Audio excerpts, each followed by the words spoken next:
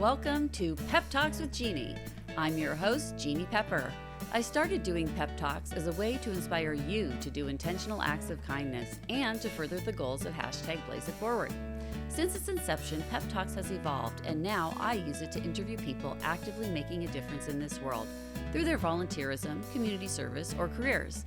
My guests are all here because they have dedicated their lives to making this world a better place. Join us as we delve into the hopes, dreams, and aspirations of these truly inspiring and hardworking people. This season, we will be using a panel format in some of our episodes to bring together synergistic guests to discuss topics that weave the social fabric of the world around us. Welcome to another episode of Pep Talks with Jeanne. Jeanne, welcome to Working Wardobes. I'm so grateful that you took the time today to come and learn more about this incredible mission. Well, thank you for having me. This is exciting for Pep Talks to be on location. I know, right? Yeah. Taking the show on the road. Yeah. Well, I wanted to start our tour by talking about who are the people we serve. At Working Wardobes, we reach over 5,000 people each year. That's a lot of lives. And there's a through line I think that connects us about coming on site to learn more. And there's a through line that connects all of the people we reach each year. These pictures behind me are representations of these through lines. Every person that we help has some barrier in between them and achieving gainful employment. Gainful employment is steady work, steady pay, and a safe environment where you're contributing yourself. And we want that for every person because this is a self-sustaining solution that doesn't just help one person, but it helps a family, a neighborhood, an entire community be uplifted. Mm-hmm. I see you have a veteran right here on the bottom. That's right. So what's a barrier? An example of a barrier someone might be overcoming is that transition from military service into the civilian world. Another example of a barrier is struggling with mental health issues. Sometimes that takes the form of addiction, sometimes other behavior. Another example might be not just involvement, but being impacted by involvement in the justice system. I'll take pause for a moment and tell you a little bit about how we began Working Wardobes. And this particular issue, this last picture, which is depicting domestic violence, really talks about our roots. In 1990, Jerry Rosen, the founder of Working Wardobes, had a calling. And the calling she had was that she wanted to give women who had experienced domestic violence and were living in shelters a day of self-esteem, a day to go from feeling maybe not so good about yourself into feeling confident, powerful, able to take on the world. And so what do you do when you have a big idea like that? Call your friends. And she did that. Who's got the hairstylist? Who's got the makeup artist? Who's got the purses? Who's got the shoes? And together, her and 5 of her friends assembled 67 women from 6 different domestic violence shelters, and they created what they called a day of self-esteem. Wow, that's amazing. Right? Yeah. And they saw exactly what they intended happen. They saw these transformations take shape right before their eyes. People were looking at themselves in the mirror and seeing what was possible.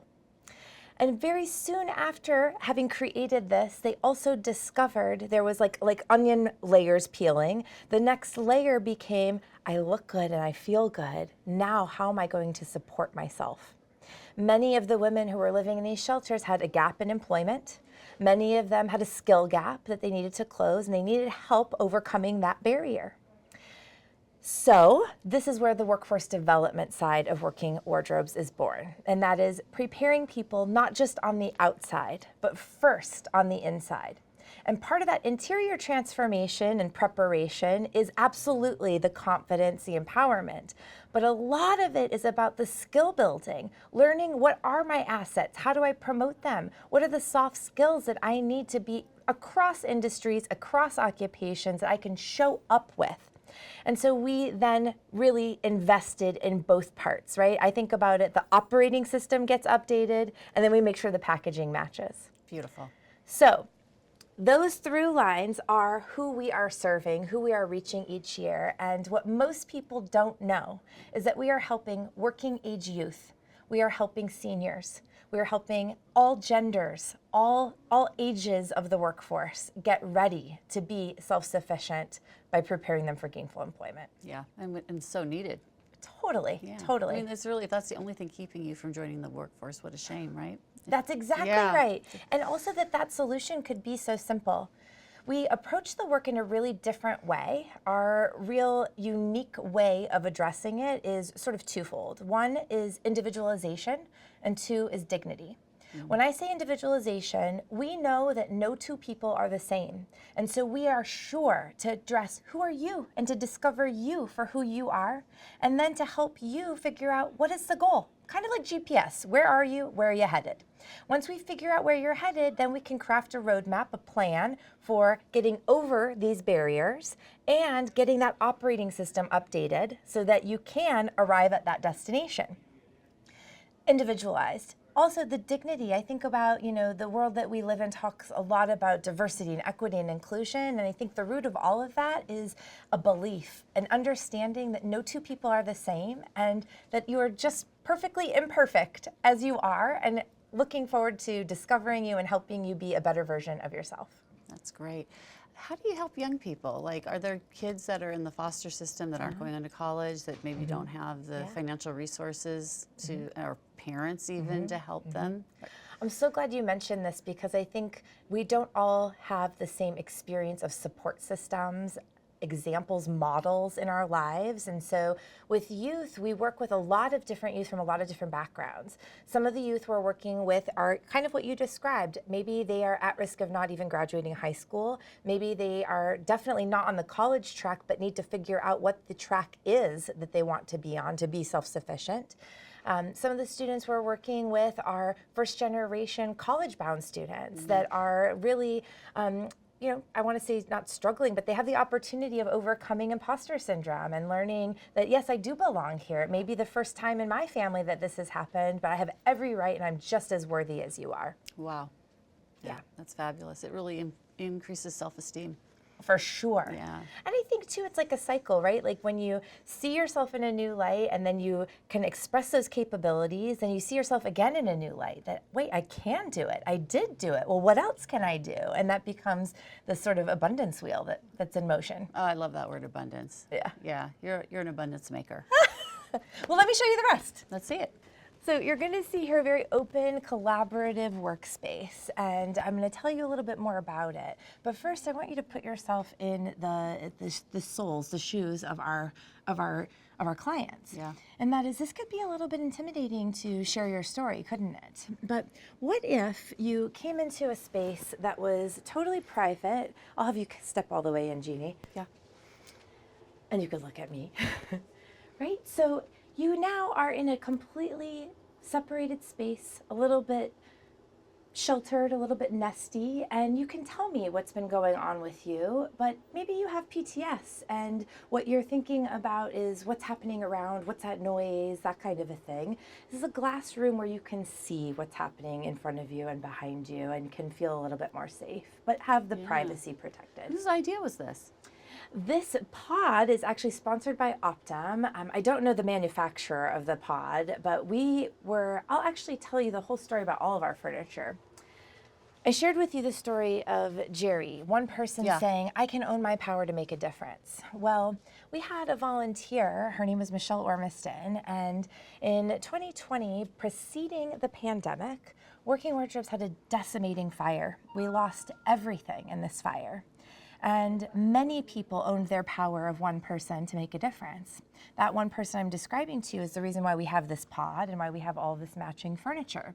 This volunteer, Michelle, was in her day job working for a company that does these kinds of furniture installations for large companies, and she was on the Toyota Financial Services account. Well, at that time, Toyota Financial Services was getting ready to leave Southern California. And so Michelle brokered the deal for them to donate all this beautiful matching furniture to Working Wardobes, which included this private space. Wow, that was some donation you got there. And again, you're using things you're repurposing. That's right. And in order to run this business, so you really practice what you preach here. Absolutely, absolutely. In this space, I always think about the kitchen is like the heart of every home, isn't it? And so it is here at Working Wardobes. Hello. I love it. Coffee's always ready. There's always snacks, and the option to be able to engage with our navigators and our team on on any level. Yeah. Whether it's breaking bread or filling out a job application. Do some of the people that work here, were they clients of Working Wardobes? Yeah, that's really great. So there could be jobs here for people too when they walk in the door. For sure. Yeah. We have several people on site, on team that are former clients. Yeah. There's some beautiful before and after pictures here. Before, after, they're at a diagonal. But I love how you get to see these exterior transformations. Wow, that is something. Now, do most of these people need these kinds of clothes, or is it just clothing for the interview, not the actual job itself? Great question. We do a couple of different services, so it depends on what it is that we're partnering. So, an example, we partner with a lot of other nonprofit agencies that are providing different services than what we do.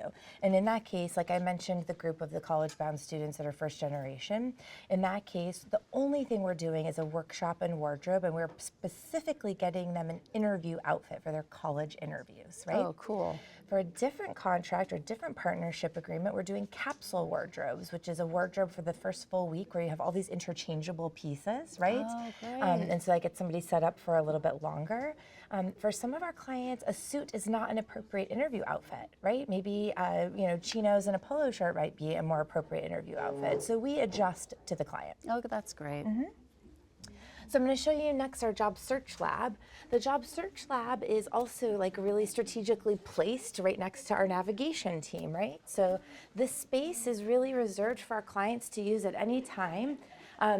It's, of course, there's internet, there's air conditioning, there's electricity, but there's also a door that is quiet. So if you have a family at home and it's hard to get that quiet space to take an interview or to do that certification program and those trainings or to literally execute your job search, our clients can come and use this space. And what's really fabulous about it is that they have access right out the door to say, how do I answer that question, right?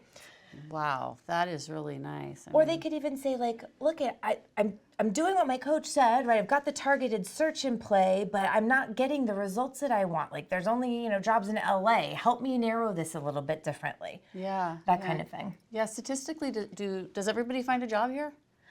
I can't say 100% of people, but I will say that over 60% of the people that receive our entire program, like the entire full service, do get gainfully employed. Oftentimes, though, the clients that we're working with, it's sort of cyclical. So we'll get them what we call a get well job, a job for right now, while we're working on the career. Or they might come when they are employed, but they're underemployed. They're not making enough to support their family. Yeah. And every person is different, right? So sometimes it takes a constellation of solutions, and sometimes it takes more than one iteration of the solution to make it happen. Yeah. This is what we call our community room, and there's a few things I want to share, like I guess stories I want to share with you in here. I'm on the wrong side. So when I first came to Working Wardobes, I saw these pictures behind the TV, and I just saw these beautiful faces before and after pictures, but I didn't know their names or their stories. But one of the things that really blew me away was that we partner with over 185 other agencies to deliver this mission. That's a high ROI when you think about collaboration, services, people doing their best work and surrounding a person with a solution. So I wanted to go and meet these partners, and one of the places I went was to the Salvation Army. When I got to the Salvation Army, I'm telling you, my leg barely made it over the threshold of the door, and a person popped up. And the person that popped up, it felt like out of nowhere, was this bottom right corner person. Her name is Cindy Hodgkins. Cindy popped out of nowhere, and she said, "Are you from Working Wardobes?" And I said, "Yes, my name is Bonni. Who are you?" And she said, "My name is Cindy, and you changed my life." Wow. I'm like, "Cindy, tell me all about it." And so Cindy shared with me, and you can see that her before picture is that bottom right corner. I need to check this out. Yeah. So she shared with me that when she came to Salvation Army, she had really struggled with mental health issues. She was self-medicating with drugs, and she engaged in criminal behavior that ultimately got her involved in the justice system. She looks so innocent and sweet. Yeah. Her trajectory took her to Salvation Army because they have a clean and sober living program, and so she was engaged in getting clean and sober.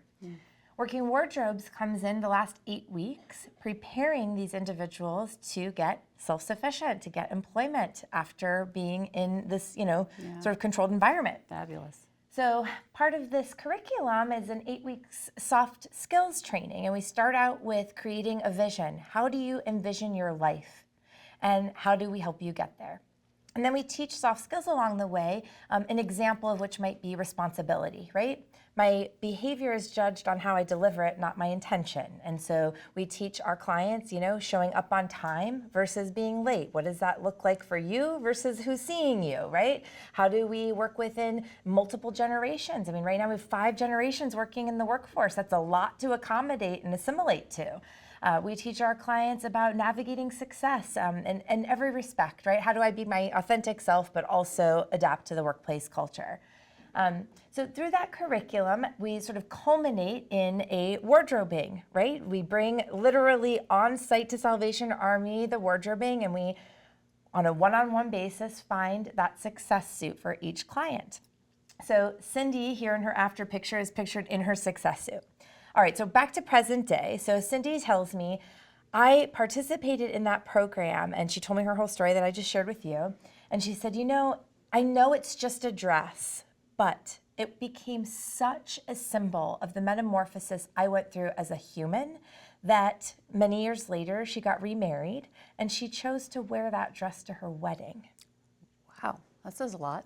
It says so much. Jeannie, you asked me earlier if any of our staff have been clients, and we have a peer navigator, a veteran who's helping veterans on staff right now. When I shared this story with him, he said to me, actually, you got to see him receive a Quilt of Valor at the gala. Yes. He said to me, do you know, Bonni, that's my story too. That when he received services at Working Wardobes, many years later, he got married, and that was the suit that he got married in. Oh, isn't that fascinating? Yeah. That's how important this Yeah. opportunity is to these people. Right? It's life-changing. Literally, and it Yeah. becomes the symbol of who I am becoming. I am. Wow. Right? I love that. That is really Me too. beautiful. Me too. So Cindy's back in a relationship with her son. She's remarried, and she shared her story firsthand with our donors at a gala 2 years ago. I'm sorry you got to get the secondhand version. I'm glad to get a version. Wonderful. I'll share with you too, I mentioned the fire, and this was really Working Wardobes history and Orange County history that happened. So in 2020, when that fire happened, this flag was not flying, but it was hung in our Victory Garden, which was outside of the warehouse. I'll show you a picture when we get to the lobby. It was created by a Marine who was obviously an artist and a patriot and a baseball aficionado who donated it to be hung in this Victory Garden. Would you believe it if I told you that that's the only item that we have left from that building? It's the only thing that survived the fire? Yeah. Wow. Yeah. So for us, it's a reminder, amazing. and especially in this space of congregating as community, as coming together, that there's so much symbolism in this one piece of art. This idea that the power is in each of us to create. The power is within each of us to make a difference, and that difference might be a beacon of hope for another human on their employment journey. Wow. And Ed's still around? I haven't had the opportunity to meet Ed. Well, he makes beautiful artwork. He most certainly does. Yeah. This is a bit of our billboard to our stores. So we have something called social enterprise. A social enterprise is a business that's creating an impact, not a profit. Our social enterprise is called The Hanger. We have 3 stores, a boutique in Laguna Niguel, which is all designer brands, and then we have 2 outlet stores in Costa Mesa and Garden Grove.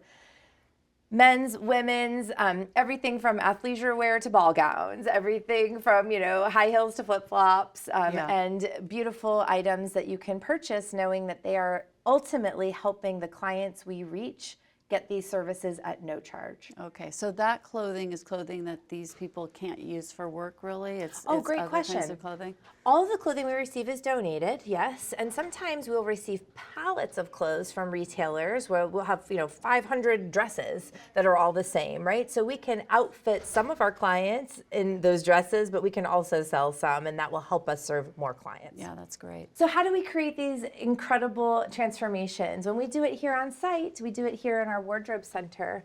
I can't wait to see your reaction to it. Wow, look at this.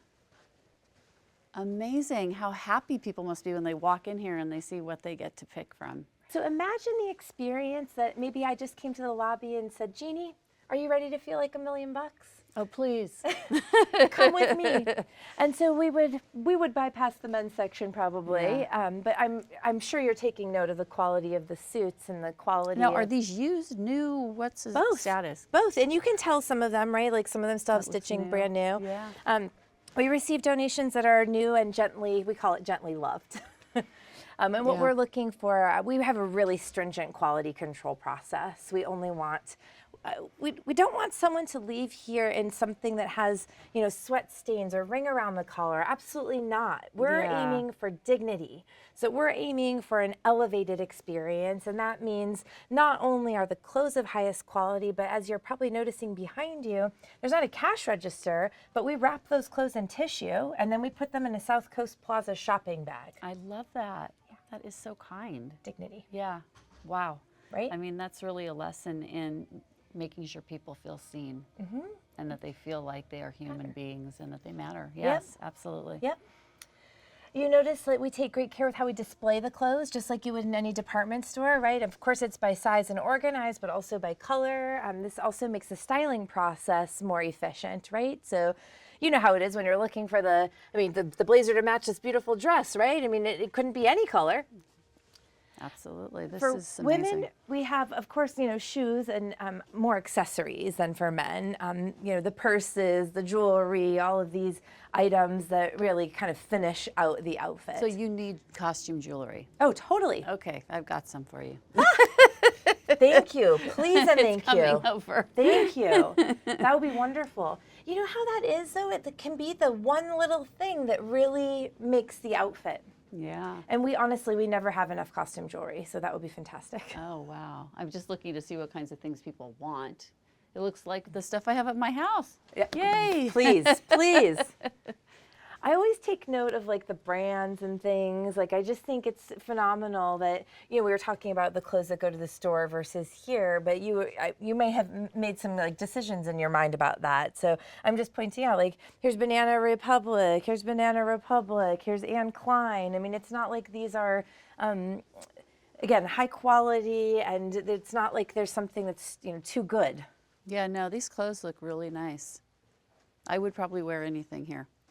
Well, I'll tell you another best kept secret of Orange County, which is that you can come shopping here. Oh, well then maybe I should. I can help myself and Working Wardobes at the same time. Right? What could be better than that? Yeah. What I also love is that we have, as you saw, 12 dressing rooms. I told you, though, that we provide this service individualized. So what happens often is that we'll have a large group, let's say of youth, come through from Simon Scholars. And we'll have a company come and volunteer for the day to help the stylists kind of think of how it goes when you're trying things on. You got to hang it back up. You got to go get another size. There's a lot of like going back and forth when you go shopping, right? Yeah. So our stylists can focus on the style, and then volunteers can help focus on the let me go hang that up, let me go grab another size, and let me assist with the process. Oh my God, I would love to do that. Right? Yeah, sign me up. Okay. Yeah. It'll be fun. I used to do that for my daughter, my Right? mom, my friends. Yes, Yeah. I would love that. Okay, good. We have a date. 2020, this was the year of course, the pandemic shutdowns, but 6 weeks prior to all of that, we had this decimating fire. Right. Working Wardobes had historically reached 5,000 people each year, but in 2020, a little bit of a different year, we reached about half as many. I take note, a lot of white space, large font. 2021, less white space, smaller font. We reached another 1,000 people in 2021. And behind you, 2022, smallest yet, more people again. 2022, we reached 4,500 people. Wait till I show you 2023 in the lobby. Okay. A couple highlights from the board are just some examples of our mission in action. This is a customer service certification program. We had a class graduating. One of the high demand skills is customer service. And when you think about it, it makes sense, right? Like it's hard to do a job without interacting with people. And so this certification training is endorsed by the National Retail Federation. This is a picture of us, of me talking to the Marines and sailors aboard Camp Pendleton. We bring our mission to all sorts of locations, and this is an example of one. This is that Cult of Valor ceremony I was describing. This is actually from the gala that Cindy spoke at. But this gentleman who served in the military was living in his car when we met him. And by the end of his journey with Working Wardobes, he was making over $100,000. And to see such a burly person be reduced to such tears in a moment of gratitude, but also honor, was a really humbling and beautiful experience to share. Yeah, he looks so distinguished. It's hard to imagine that he was living in his car, but there's, there's nothing to be ashamed of. Yeah. And he also managed to bring himself to this level, so that's quite admirable. So this is the one that I think I may have mentioned, smallest font, least amount of white space. 2023, we reached a record number of people. We reached 5,579 lives on their employment journeys. Wow. Now, have you been with Working Wardobes only after the fire? Or okay, so you came in after the fire. This is all your work that we're seeing here. Bravo. It's pretty amazing to be out of this recovery zone and now into this growth zone. It's taken a lot for Working Wardobes to recover from that fire. And I think about that as being so akin with the clients we serve, because oftentimes there's a circumstance, a situation, and that for us could have put us out of business, but it didn't. We keep this board up for this reason, and that is we too needed a hand up. We needed help on our journey, and the community answered that call. The community wrapped their arms around us and helped us rebuild Working Wardobes, just like we help people rebuild their career. That's amazing. This is a picture of that decimating fire, and you can see how little was left. This picture is pretty striking, as you can make out a shoe. But when you saw that flag in the Victory Garden, right, it has a whole other meaning. Oh, wow. We've talked a few times about our veterans, and I want to point out a couple of things in this award cabinet to you.